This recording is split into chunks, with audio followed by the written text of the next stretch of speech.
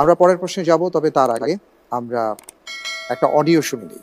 أعوذ بالله من الشيطان الرجيم بسم الله الرحمن الرحيم عما يتساءلون عن النبأ العظيم الذي هم فيه مختلفون كلا سيعلمون ثم كلا سيعلمون ألم نجعل الأرض مهادا والجبال أوتادا وخلقناكم أزواجا وجعلنا نومكم سباتا وجعلنا الليل لباسا وجعلنا النهار معاشا وبنينا فوقكم سبعا شدادا وجعلنا سراجا وهاجا وأنزلنا من المعصرات ماء ثجاجا।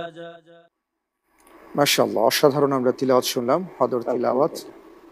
আমরা এবার প্রশ্নে যাব ইনশাআল্লাহ তাআলা। জি ইনশাআল্লাহ।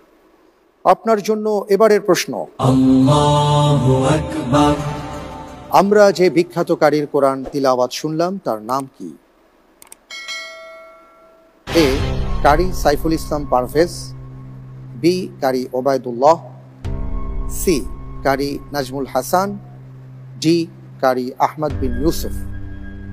আলহামদুলিল্লাহ, আমি উত্তর হিসেবে বেছে নিচ্ছি এ কারি সাইফুল ইসলাম পারভেজ।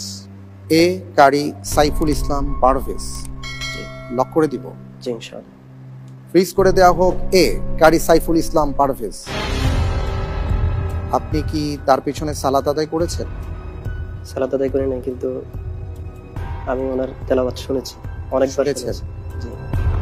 আচ্ছা, আপনি এই অপশনকে বেছে নিয়েছেন, বললেন যে আপনি তার তিলাওয়াত শুনেছেন। আমি স্ক্রিনে দেখতে পাচ্ছি যে আপনার উত্তরটি সঠিক হয়েছে। আলহামদুলিল্লাহ।